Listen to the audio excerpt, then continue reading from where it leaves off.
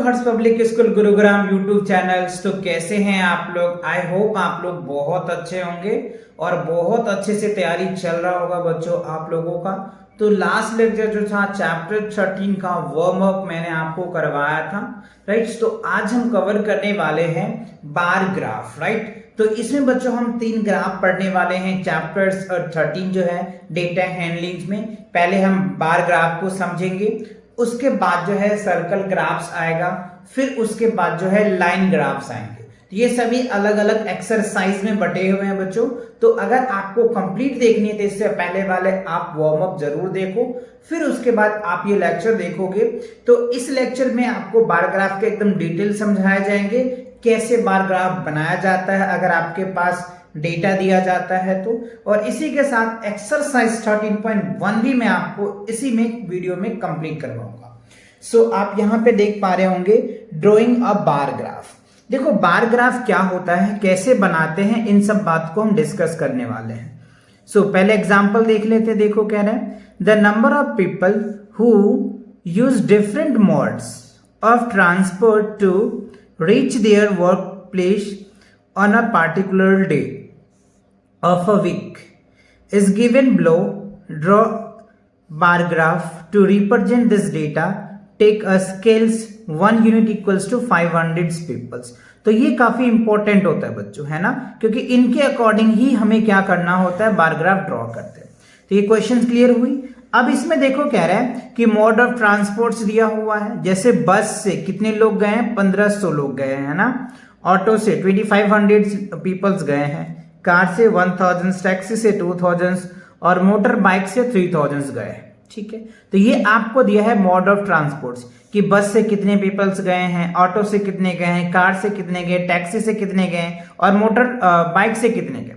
तो ये क्या है बच्चों, आपको टोटल्स ये दे रखे ट्रांसपोर्ट और ये दे रखे नंबर ऑफ पीपल्स। तो इसको हमें क्या करना होता है, बार ग्राफ में कन्वर्ट करना पड़ता है ना।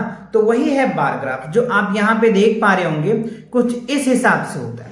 तो एक हमें क्या करना होता है, हॉरिजॉन्टल एक्सिस ले लेते हैं। तो ये देखो हॉरिजॉन्टल एक्सिस ले लिया और ये क्या ले लिया, वर्टिकल एक्सिस ले लिया, ठीक है। अब देखो ये जो हॉरिजॉन्टल एक्सिस है ना, इस पे हम क्या शो कर देते हैं, मोड ऑफ ट्रांसपोर्ट। तो ये देखो मोड ऑफ ट्रांसपोर्ट शो है। अब यहाँ पे देखो बस है, ऑटो है, कार है, टैक्सी है, मोटर बाइक है। अब ये जो चीजें है ना, ये जो दे रखा है हमें नंबर्स ऑफ पीपल्स, ये देखो यहां हमें 0 है, 0 से लेकर 5, क्योंकि स्केल क्या कह रहा था, 1 यूनिट में आप 500 पीपल ले सकते हो। तो 0 से लेकर यहां तक के बीच में 500 पीपल्स है। तो ये 500 हो जाएगा, 1000, 1500, 2000, 2500, 3000, इस तरीके से बढ़ता चला जाएगा। तो अब आप यहां पे देखिए बस में कितने पीपल्स थे, देखो 1500 है। तो ये ग्राफ यहां तक जाएगी, देखो यहाँ 1500 पे आ गया ना, तो ये ग्राफ हमारा 1500 का हो गया। मतलब अब इस ग्राफ को हम देख करके भी कह सकते हैं कि बस में कितने पैसेंजर्स थे, है ना, नंबर ऑफ पीपल्स 1500 होंगे। ऑटो में आप देखो यहाँ से 2500, यहाँ देखने की कोई जरूरत ही नहीं है। तो ये चीजें आपको देखना है। अब कार में देखो, यहाँ पे आओ, देखो कार में 1000 है, टैक्सी यहाँ आओ, यहाँ खत्म है, देखो 2000 है।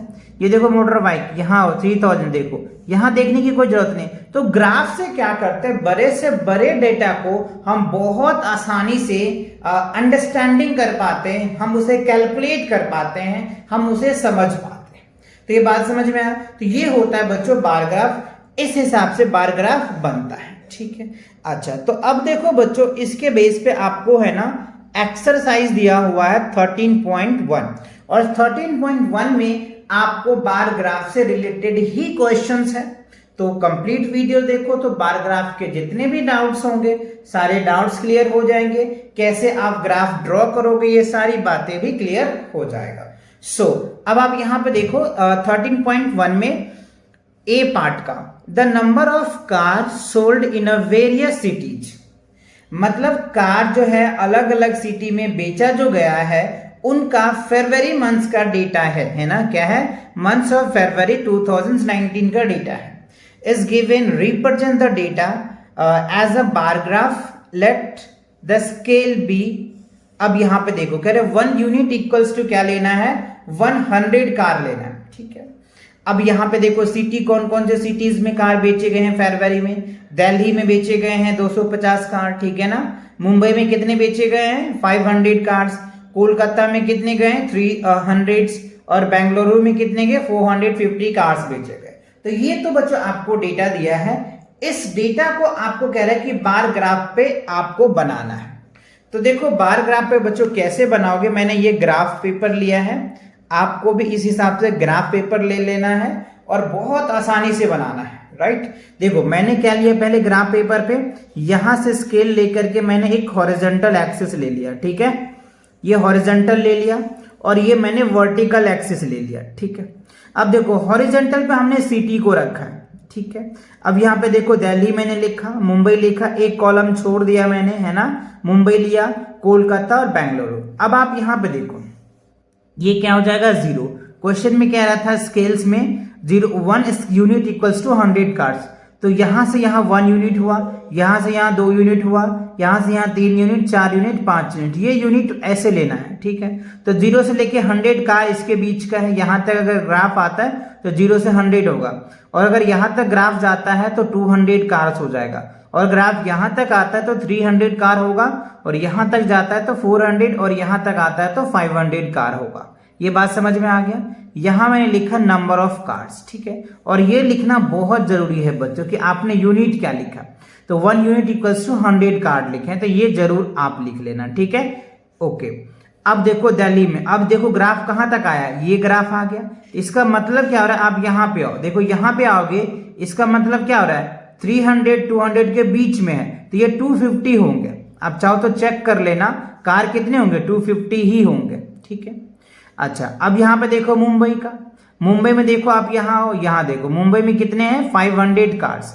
आप चाहो तो देखो क्वेश्चन से मुंबई में कितना है ना 500, और यहां पे देखो 250 है ना। तो ये चीजें आपको पता चल जाता है बच्चों ग्राफ से बहुत आसानी से, है ना। सो कोलकाता में देखो कितने हैं, देखो 300 है। अच्छा बेंगलुरु में कितने हैं, देखो यहाँ पे 450 है, तो बेंगलुरु का 450 निकल के आ गया। तो इस हिसाब से आपको क्या करना है बच्चों, ग्राफ को ड्रॉ करके आपको पेस्ट कर लेना है अपनी बुक्स में। क्लियर हुआ। चलिए अगले क्वेश्चन को देख। Draw a bar graph to represent the data on the productions of different food grains, let the scales 1 unit equals to 500 kg, ठीक है। कह रहे आपको बार ग्राफ ड्रॉ करना है जहां पे प्रोडक्शन है फूड ग्रेन्स का। जैसे देखो फूड ग्रेन्स में आपको राइस दिया हुआ है, कितना है 3000 kg, वीट कितना है 3500 kg दे रखा है, माइस कितना है 1000, पल्स कितने हैं 2000, ठीक है।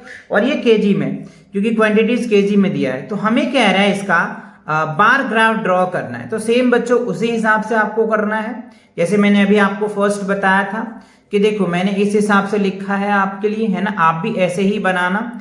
पहले एक्स मतलब हमने हॉरिजॉन्टल एक्सिस ड्रॉ कर दिया, फिर हमने एक वर्टिकल लाइन ड्रॉ किया, ठीक है। हॉरिजॉन्टल लाइन पे हमने क्या रखा, फूड ग्रेन को रखा है। आप यहाँ पे देख पा रहे होंगे फूड ग्रेन है, तो मैंने फूड ग्रेन को रख लिया, ठीक है। फूड ग्रेन में देखो क्या है, माइस था, वीट था, सॉरी राइस है, वीट है, माइस है और पल्स है। अब ये देखो ये सबसे इंपॉर्टेंट होता है, तो यहाँ पे आपको क्या रखना है 0 से लेकर के 500, ये क्या हो गया 1 यूनिट हो गया।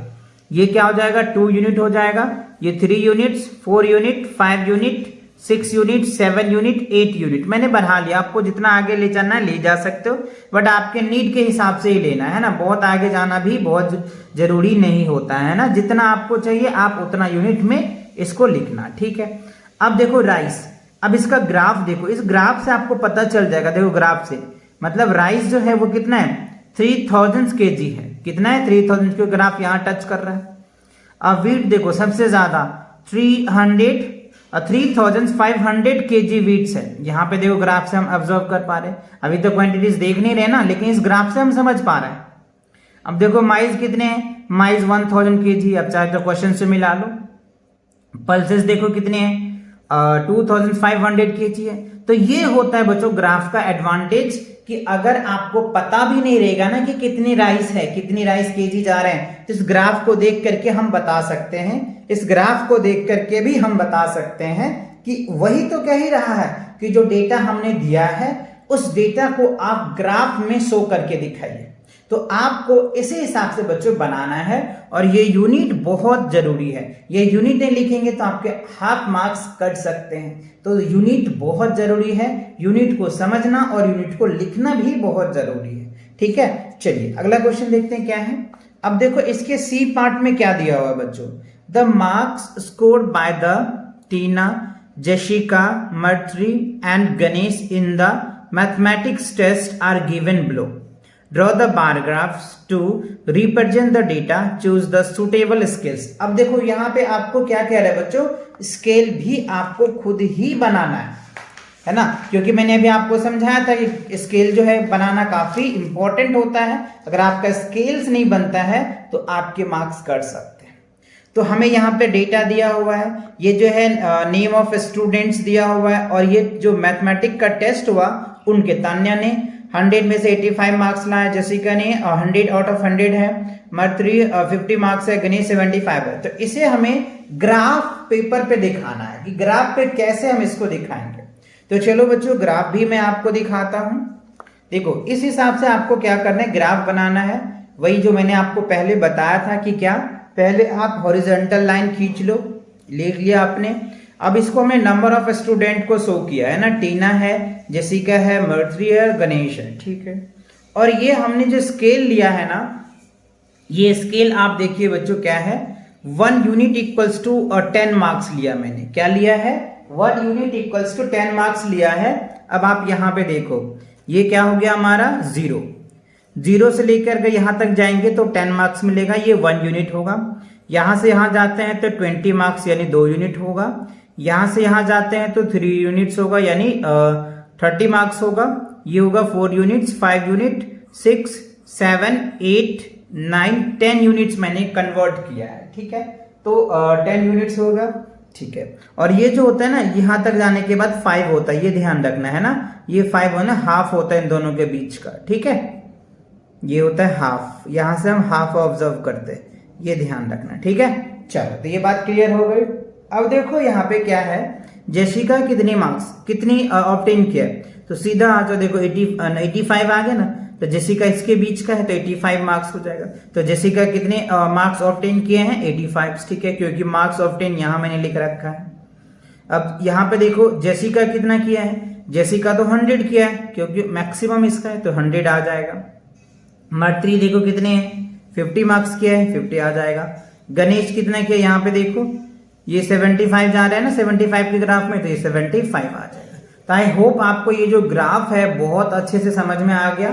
आपको बार ग्राफ में अब तो मेरे हिसाब से कोई प्रॉब्लम नहीं आना चाहिए, क्योंकि मैंने एक एक ग्राफ आपको बना करके समझाया है और आपको इसी हिसाब से बच्चों पेपर में करने भी हैं, या अगर आपके टेस्ट होते हैं तो टेस्ट में ऐसे करने हैं। ठीक है, चलिए तो इसी के साथ क्या होता है, आपका ये जो एक्सरसाइज 13.1 होता है कंप्लीट होता है, और बार ग्राफ का जो कॉन्सेप्ट था ये भी आपका कंप्लीट होता है। तो next concept and next question के लिए मिलेंगे नेक्स्ट वीडियो में।